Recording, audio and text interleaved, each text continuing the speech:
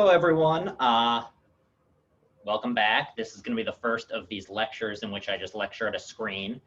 We might change it up next week, and I might have it at a time that an audience can come. But right now, it's just going to be me talking to the screen. As I said in an email yesterday, sorry I didn't get this out sooner.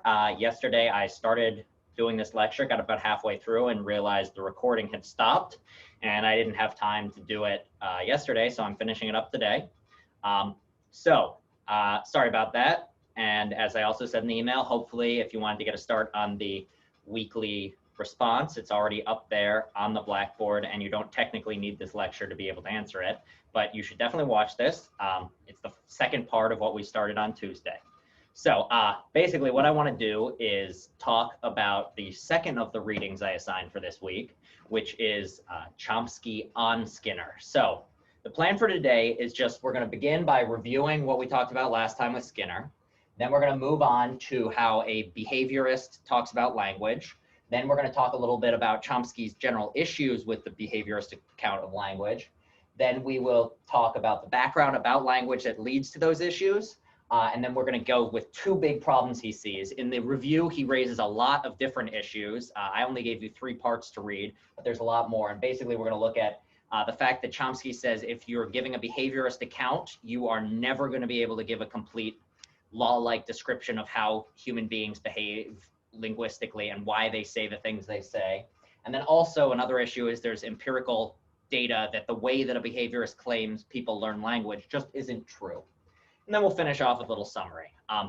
So background, remember last time I talked about what behaviorism was, and the background was that people like Skinner said that if we want psychology to be an actual science, we need to throw out wishy-washy things like feelings and beliefs and stuff that you can't see. And what you need to do is just stick to the observable, measurable things in the world.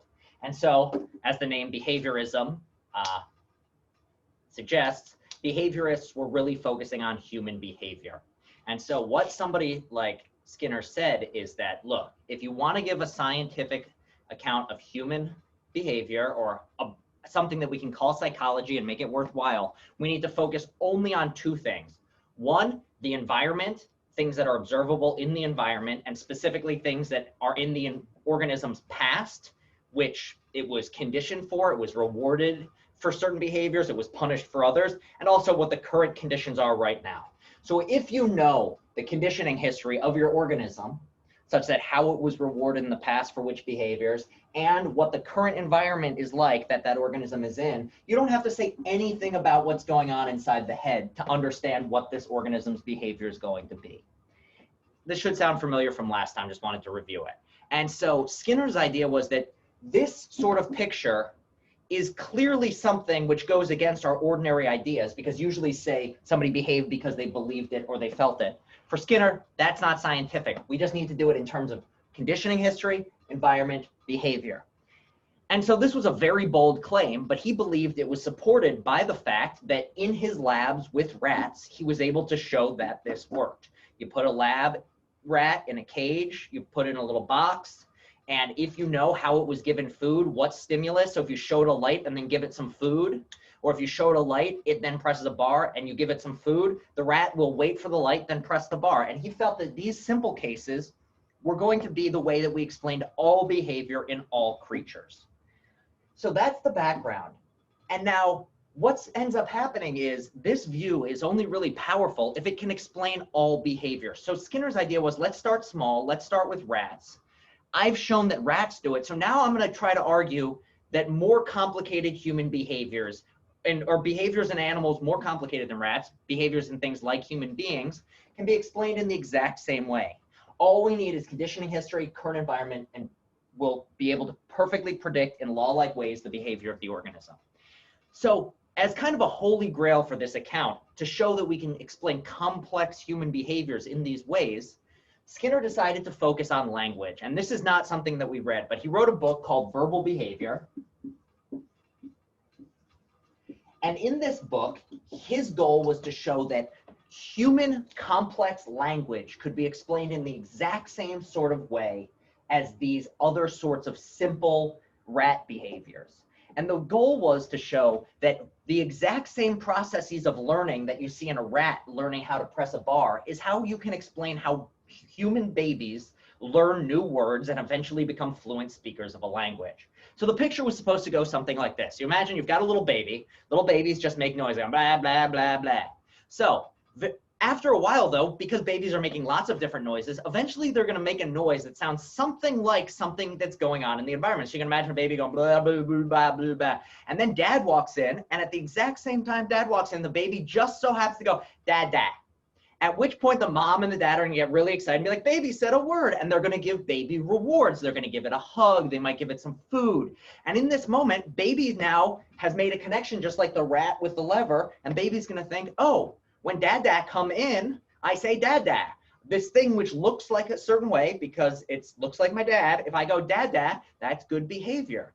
And so the idea was that at the start, it's gonna be this simple thing, but then as a baby learns more and gets rewarded more, it'll build up a more complex collection of behavior. So first it'll just have dad.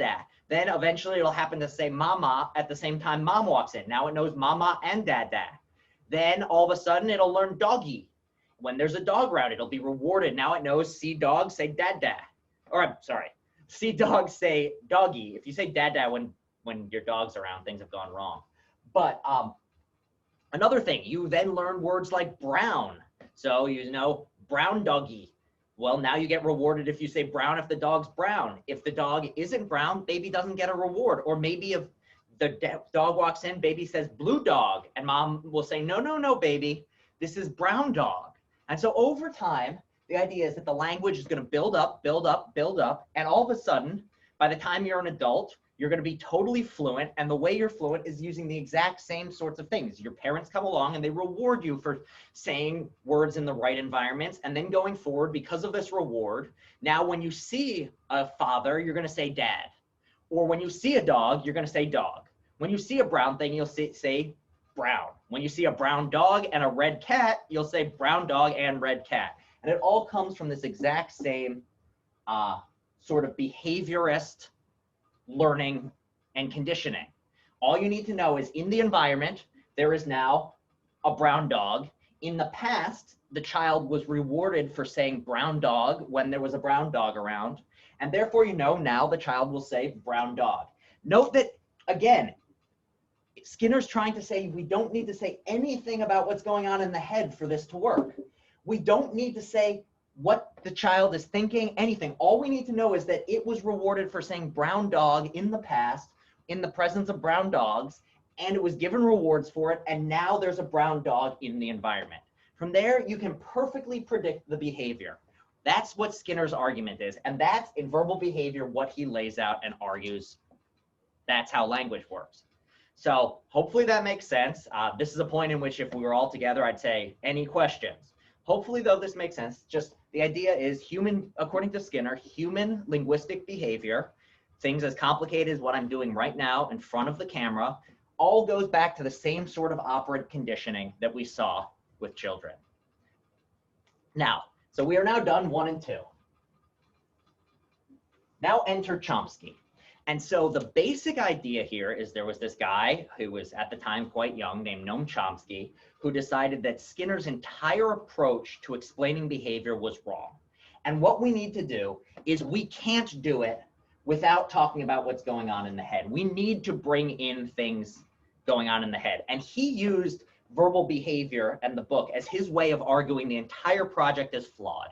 And specifically, what his main approach was to say, this sort of approach might work with rats and allow you to make law-like generalizations and characterizations. But as soon as we get into something so complicated as language, this idea that a baby could learn human language in this complicated way through conditioning is just wishful thinking. And when we look at what babies actually do, the entire picture falls apart. And the way that Chomsky did this, and as I said before, he's got a ton of different arguments, but there's 2 I mainly want to talk about. But they both stem from the fact that language is a way more complicated process than anything a rat would ever be asked to do in a cage.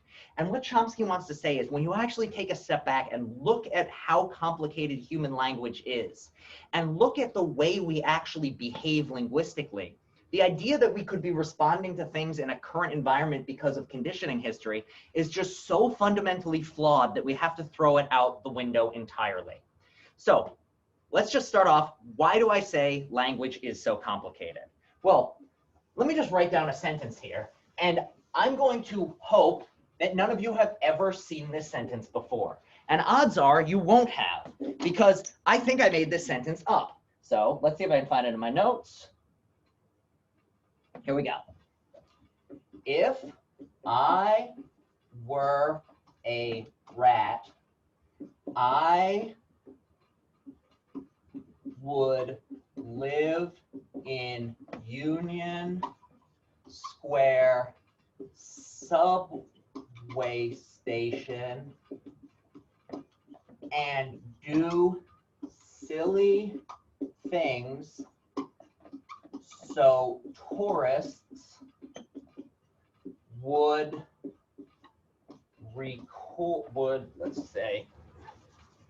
would take videos of me and post them to Instagram. Now, you've probably never seen this sentence before, and yet you're perfectly able to tell what this means. Again, it's if I were a rat, I would live in Union Square subway station and do silly things so tourists would take videos of me and post them to Instagram. Again, not a sentence you've seen, and yet you understand it perfectly. And the reason you're able to understand this perfectly is language is a perfectly combinatorial system where all you need to do to make new sentences is know the rules of your language and put new words into it. And so all these words are ones you're familiar with. It's just they're getting put together in a new complex way to express something you've never actually thought before. And yet, despite that, you're able to understand it perfectly. And so the idea that Chomsky wants to say is once we recognize how complicated language is, the idea that a child could have gotten to this complicated point, this looks very, very different from brown dog. Brown dog, yes, maybe it's a part of it, but the idea that you could get from brown dog to, or something as simple as silly things, you might say like, oh, a child might learn things by being around stuff, and it might learn silly and it might learn silly things. But the idea that a child through reward and punishment would get up to if I were a rat, yada, yada, yada, just for Chomsky seems totally outrageous. And so that's the background of Chomsky. He's coming into it thinking about how complex language actually is. And his main argument is just that something this complicated is so different from what rats do. The only way we're ever going to be able to explain how a human being gets to this is we're going to have to say what's going on inside the head. So thus far, it's not really, what I've said isn't really an argument or talking about Chomsky's particular arguments. It's rather just giving the background of how he approached and argued that Skinner's approach to behaviorism, or explaining human behaviors entirely in a behavioristic way, isn't actually going to be enough for a psychology that is able to explain what we want it to explain. Because remember, in the background, we're trying to explain human beings and our mental lives, or whatever it is that we want to call mental. The things that psychologists were trying to argue, and what psychologists are still trying to argue, is give an explanation of why human beings do and act and whatever else the way they do. And Skinner's in the background saying all we need to know to understand their behaviors is we look at a rat simple behavior and build upwards. Chomsky is saying, let's take a step back and look at how complicated human behavior actually is. The idea that we could explain this in terms of environmental conditioning and the current situation alone without talking about what's going on in the head is just crazy talk. So that's the background that Chomsky has. And now in the reading itself, he gives a lot of different arguments for this. But in the reading itself, there's really just a couple that I want to focus on. And one of them is to look at Chomsky's what he particularly says about the speaking of an adult human being and the idea that what's going on in the environment can even be described or predicted without saying what's going on in the head of the human being at that time is not going to allow you to explain their behavior. So this will make more sense once I've pushed through and gotten to the end of this explanation. I'll circle back around. But here's the basic idea. According to Skinner, the way you know what an adult person is going to say is you know what their history was. They were rewarded for saying things like red in the presence of red things, and they were rewarded for saying things like hat in the presence of hats, and they were rewarded for saying red hat in the presence of red hats, and over time they learned how to build up. But now think about, remember, what science is supposed to do is give us law-like explanations. And according to Skinner, the ultimate goal is to explain what a being is about to do in the moment, entirely based on the current situation, the current environmental conditions, and its history. So according to Skinner, imagine this situation. Person walks into a room, and in the room, there's going to be a red hat.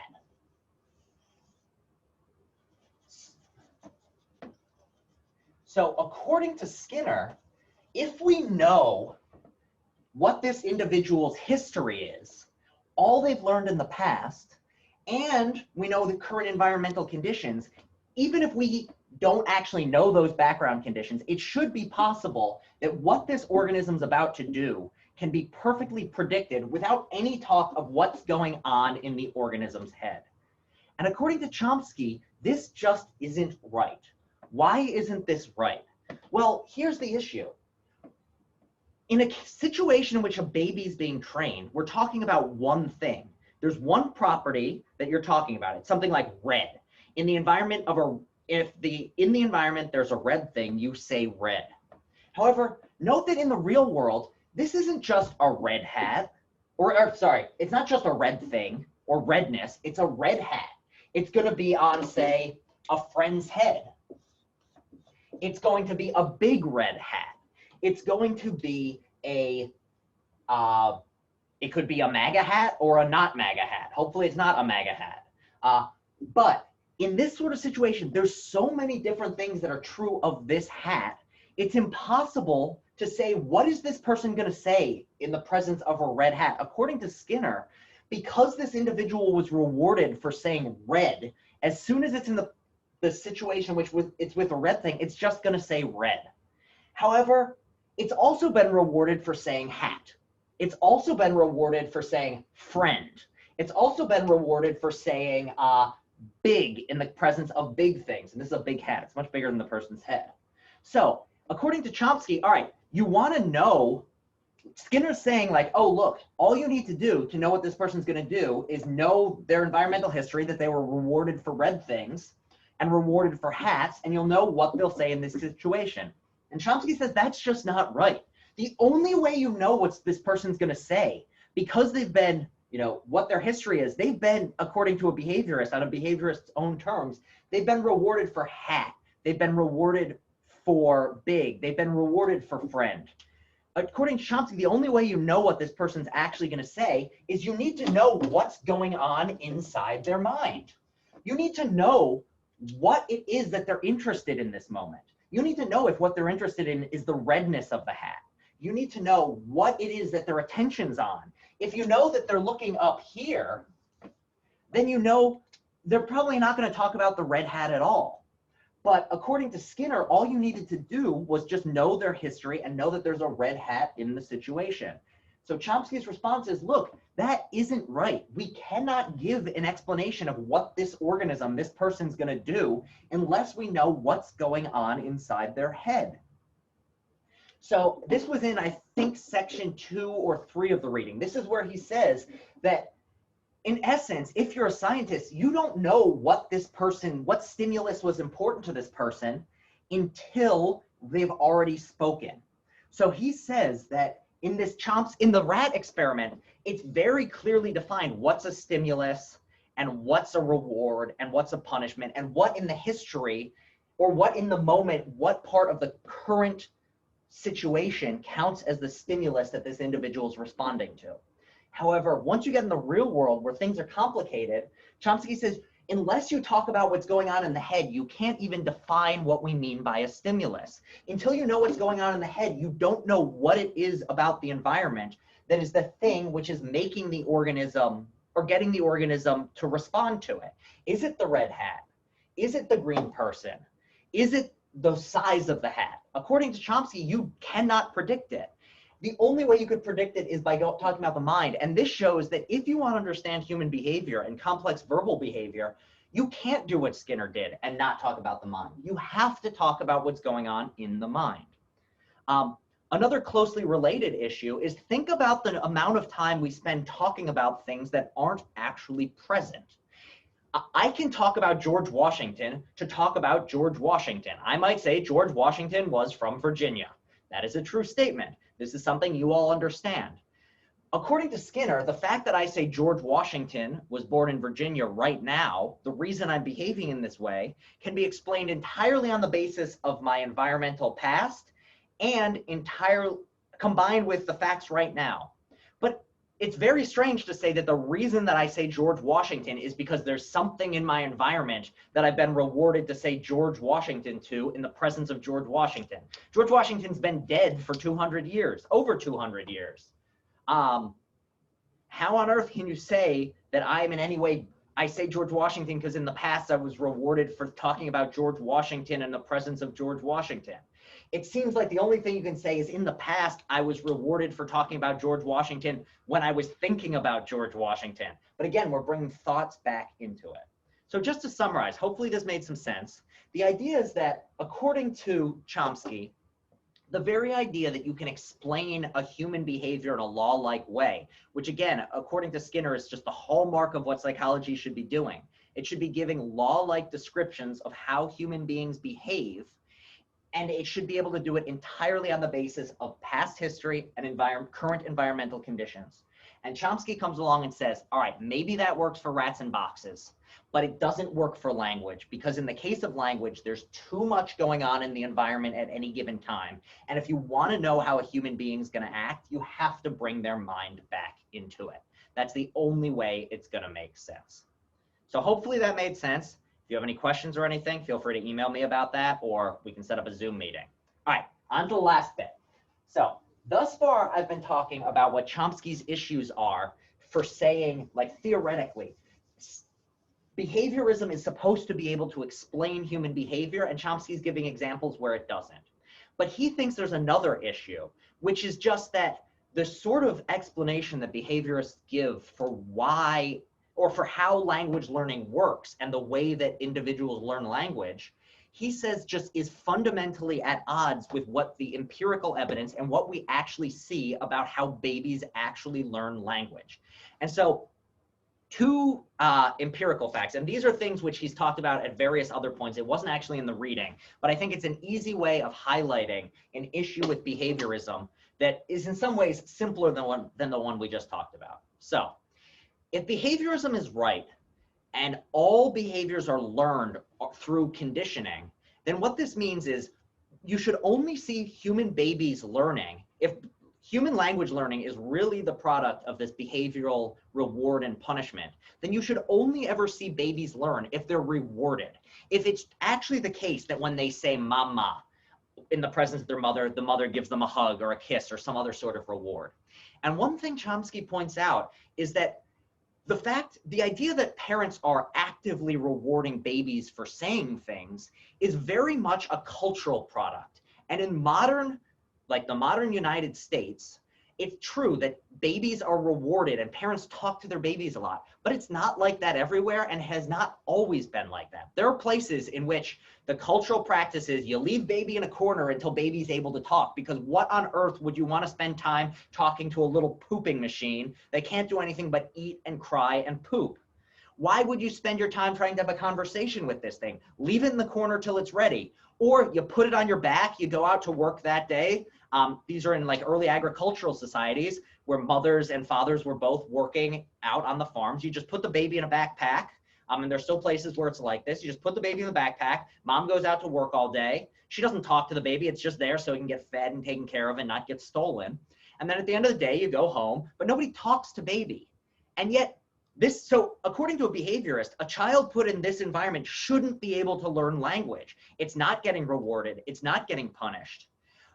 The only babies who should be able to learn are ones who are raised in this Western society where they're rewarded and given food if they say the right words in the right situations. And yet Chomsky observed, if you look the world over, no matter what the conditions are in which a baby is raised, all babies who have, outside of some very abnormal cases, and usually there's brain abnormalities associated with it, just about every single baby learns language and the same stages of language within months of each other.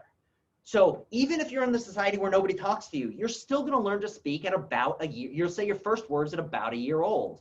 And then a little bit later than that, you'll learn to put two words together into very short sentences. Then by the time you're like 15, you'll be more, actually, I think it comes earlier than that, but you can be fluent, and everyone passes the same stages at just about the same time. So according to Chomsky, this shows that it's not the behavior and the operant conditioning that causes a baby to speak. It's something else. There's something about baby behavior that is more than just responding to operant conditioning. And so this is meant to show, according to a behaviorist, a language or any behavior is only going to be the result of, that conditioning is all important. If you didn't have conditioning, you couldn't learn to do something. And Chomsky comes along with language and says, here's an example of something where babies, not all babies are given operant conditioning, and yet they all seem to learn how to speak. Now, so that's talking about individual words. But another thing Chomsky points out is having to do with the syntax of a language. Now, what do I mean by a syntax? This is something we'll be talking about a lot more this semester, but the basic idea is that what syntax is the set of rules that tell you when sentences are acceptable or grammatical and when sentences are off and not grammatical. So every one of us knows that this is a sentence of English. John likes, let's go with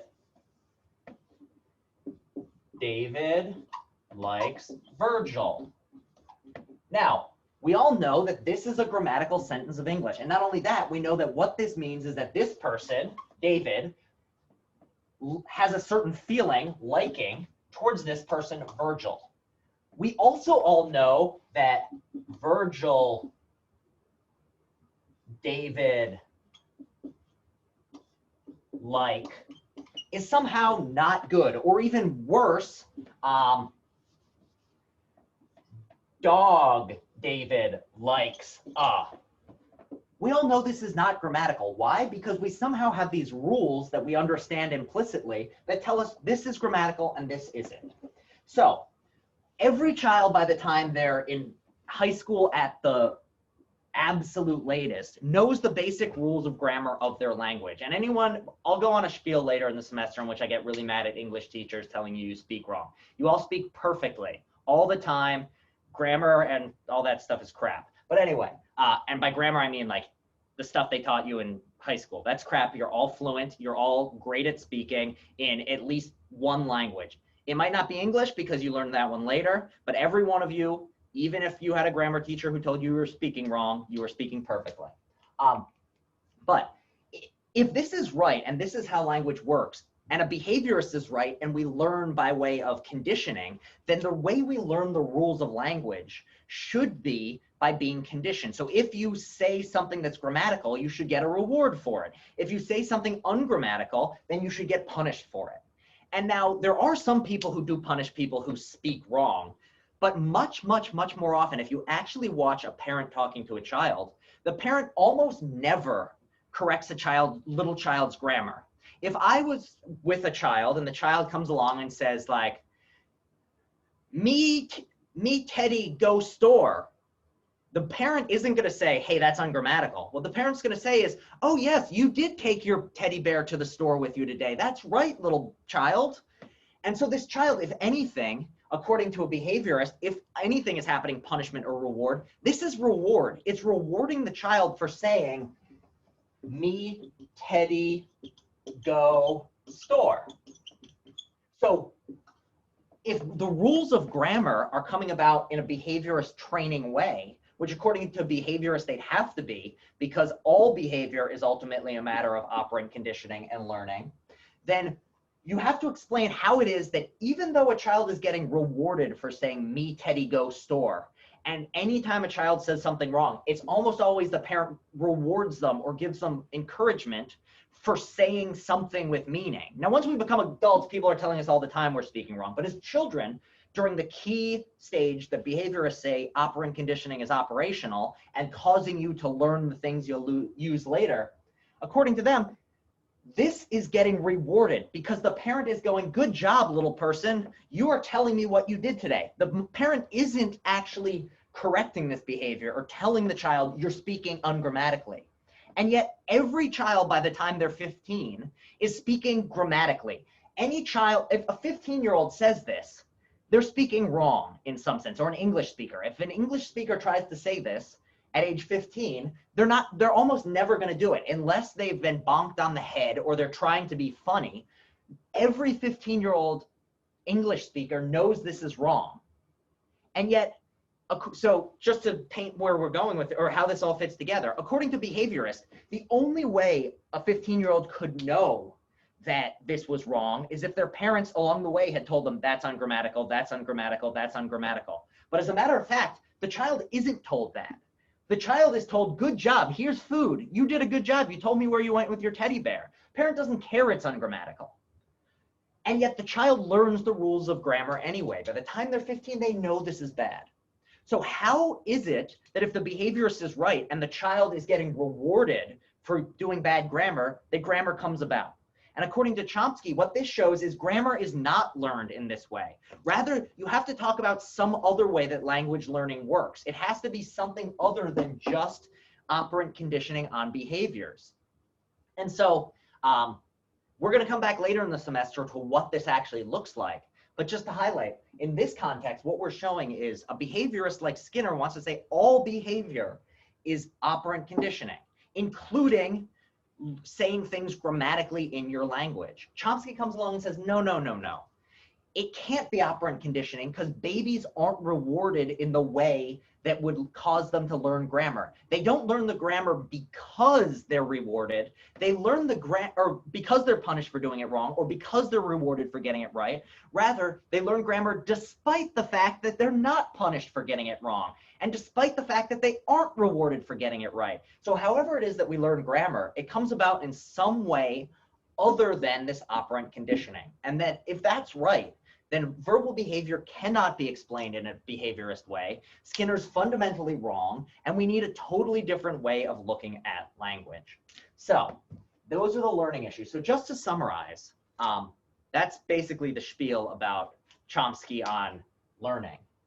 Just to summarize, the way that we came into this is B.F. Skinner and other behaviorists wanted to say we need psychology to be a real science. And to do that, we need to stick with things that are observable and can be measured and get rid of things like how a certain color makes you feel.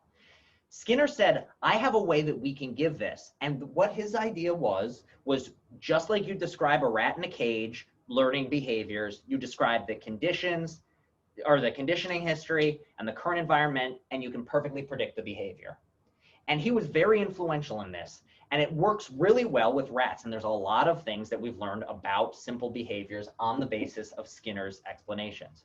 However, it looks like there are other behaviors that cannot be explained in this way. It looks like if our goal in psychology is actually to explain humans in all their complexity and show that there is a science of what we would typically call the human mind, we need to go beyond behavior because there are things like language use that need to be explained in other ways. It looks like we might need to bring something else into it. So that's the picture here. And I can start off next class in person asking if there's any questions about how this works. But the basic idea is, at about the time of this review, behaviorism, despite being very popular in the 50s, started to die off. And part of the reason why is because people realized that if we're going to explain these complicated behaviors, we need to do something more than just talk about the current conditions and the learning history. We need to bring in and learn actually about what the mind is or how the brain works. So what we're going to talk about next class is we're going to pivot. What we did in this first week was talk about a group of people who thought we don't need to talk about minds or beliefs or desires. All we need to do is talk about behaviors and environment. We've now seen why most psychologists today don't believe that all behavior can be explained or all that we'd want to talk about in a psychology can be explained in this way. So what we're going to do next time is look at an alternative group of people who think, all right, you're right. We can't talk about it in terms of behavior, but that still doesn't mean we need to bring in talk of mind or beliefs or desires. And these are people that are going to be called eliminative reductionists. And they're going to argue that at the end of the day, all psychology is going to be talking about brains and how the brain works. And right now we think psychology works, but it's really just because we don't have a complete understanding of how the brain functions. So what we're going to talk about next class is these views and why people think that even if behavior doesn't work, we still don't need the mind because we can just talk in terms of brains. So that's what we'll be talking about next class. Again, if you have any questions on anything I've lectured about here, or if anything wasn't clear, please reach out. You've got my email. I can also do Zoom meetings. Hopefully that made sense. It's the first time I've ever just stared at, well, yesterday, but then it died. But this is the first class I've ever just stared me in a camera. So hopefully I was clear enough. If you got any feedback on this too, feel free. And also have a good rest of your day. And I will see everybody on Tuesday.